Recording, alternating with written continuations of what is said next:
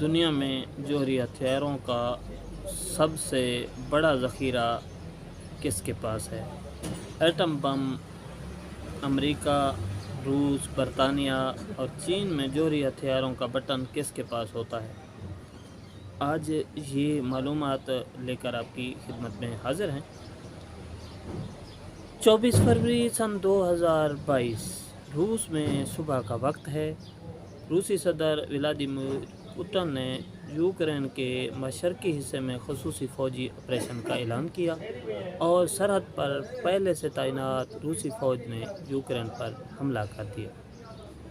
حجم کے لحاظ سے روس دنیا کا سب سے بڑا ملک ہے اور یوکرین 45واں بڑا ملک ہے۔ روس چاہتا ہے کہ نہ تو یوکرین کو نیٹو کا رکن بنایا جائے اور نہ ہی مشرقی ممالک میں نیٹو افواج کی تعیناتی کی جائے، لیکن یوکرین نیٹو کا رکن بننے کے ساتھ ساتھ تعاون بھی بڑھانا چاہتا ہے۔ اقوام متحدہ اور مغربی ممالک نے روس کی شدید مذمت کی اور اس پر سخت پابندیاں عائد کر دیں۔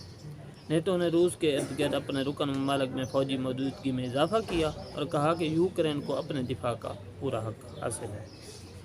اس کے بعد 27 فروری کو روسی صدر نے اپنے جوہری ہتھیاروں کو خصوصی آلات پر رکھنے کا حکم دیا۔ دنیا میں جوہری ہتھیاروں کا سب سے بڑا ذخیرہ روس کے پاس ہی ہے۔ ایسے میں ماہرین کا خیال ہے کہ روس کے اس اعلان سے عالمی بحران پیدا ہو سکتا ہے۔ تاہم روس کے علاوہ امریکہ، چین اور برطانیہ سمیت کئی دوسرے ممالک کے پاس بھی جوہری ہتھیار موجود ہیں۔ جوہری ہتھیاروں کو تباہی کے ہتھیار کہا جاتا ہے۔ ایسے میں روس کے اعلان سے کشیدگی میں مزید اضافہ ہوا ہے، لیکن سوال یہ ہے کہ ایٹمی ہتھیاروں کے استعمال کے پروٹوکول کیا ہیں؟ ان تباہ کن ہتھیاروں کے ذخیرے کی چابیاں کس کے پاس ہیں؟ روس، امریکہ، چین اور برطانیہ میں ایٹمی ہتھیاروں کا بٹن کون دبا سکتا ہے؟ سابق امریکی missile launch officer Bruce Blair, جو اب اس دنیا میں نہیں رہے، 70 کی دہائی میں امریکہ کے انٹیلیجنس جوہری میزائل اڈوں پر کام کرتے رہے تھے۔ بروس بلیئر نے بتایا کہ ہمیں منٹ مین کہا جاتا تھا اور اس کی وجہ یہ ہے کہ حکم ملنے پر ہم 1 منٹ میں ایٹمی میزائل داغ سکتے ہیں۔ بروس اور ان کے ساتھی ہر وقت کمپیوٹر کی اس سکرین پر نظر رکھتے تھے جس پر کسی وقت بھی میزائل داغنے کا حکم آ سکتا تھا۔ ان کا کہنا تھا کہ امریکی نظام میں جوہری ہتھیاروں کے استعمال کا حکم صرف اور صرف ایک ہی شخص دے سکتا ہے اور وہ ہے صدر۔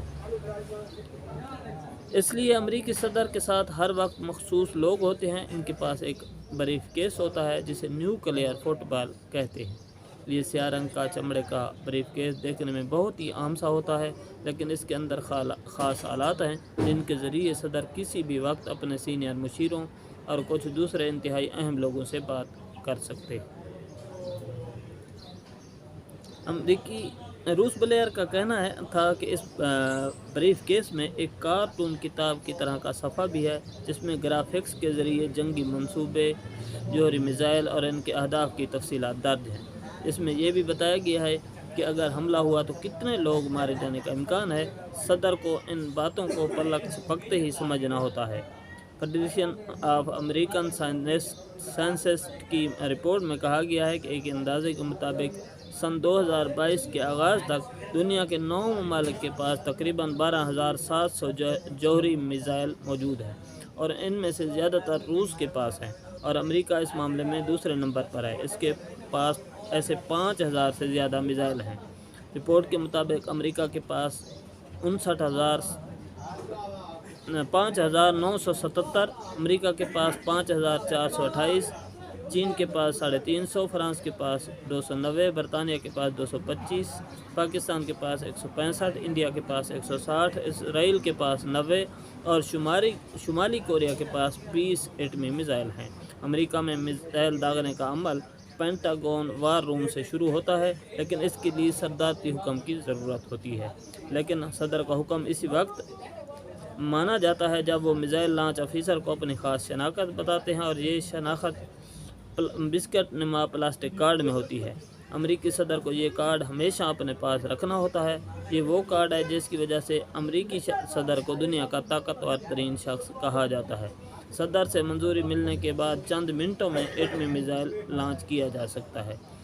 بروس بلیئر نے بتایا کہ صدر کا حکم ملنے کے بعد منٹ مین یعنی زمین پر تعینات ٹیم मिसाइल से हमला करने वाले या आबदोज में नस्ब मोबाइल लॉन्च कोड के साथ खोले जाते हैं और हमले के लिए तैयार किए जाते हैं।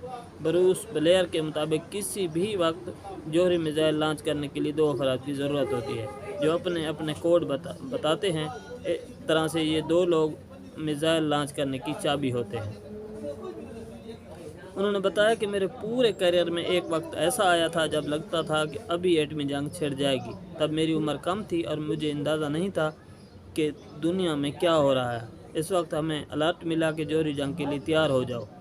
ब्रूस और उनके साथी टमोथी मिसाइल का लॉन्च कोड यानी चाबी लेकर कुर्सी पर बैठ गए। वो मिसाइल लॉन्च के हतमी हुक्मनामे का इंतज़ार कर रहे थे, लेकिन ये अच्छी बात थी कि वो हुक्म कभी नहीं आया। ये सन 1973 की बात है जब अरब ममालिक और इसराइल मैदान जंग में आमने सामने थे। अच्छी बात ये थी कि एटमी हथियारों का इस्तेमाल नहीं हुआ। इससे कबल सन 1960 की दहाई में क्यूबा के मिसाइल बहरान के दौरान अमेरिका और सोवियत यूनियन एटमी जंग के दहाने पर पहुंच चुके थे। लेकिन क्या अमेरिकी सदर बगैर किसी धमकी या इश्तियाल के अपनी तरफ से एटमी मिसाइल दागने का हुक्म दे सकते हैं?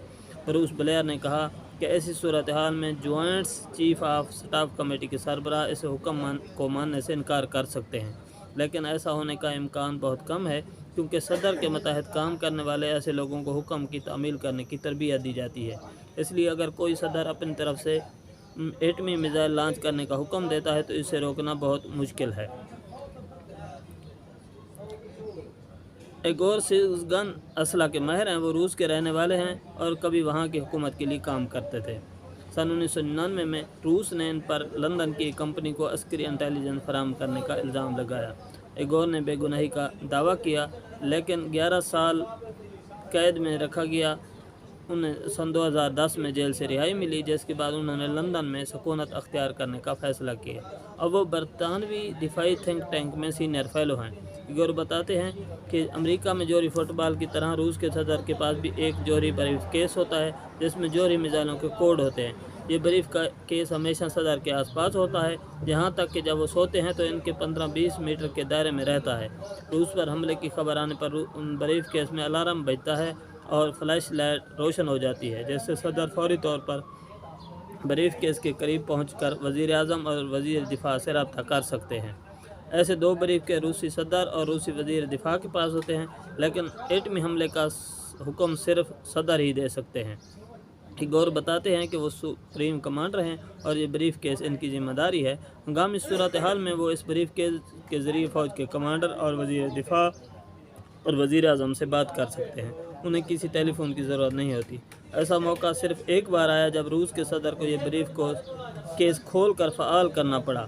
इगोर बताते हैं कि 25 जनवरी 1995 को इस ब्रीफ केस का अलार्म बजा था। इसकी रोशनी चमकने लगी। दूसरी वार्निंग लाइट सदर की मेज़ पर जल रही थी। इस वक्त बोरिस येल्सिन सदर थे।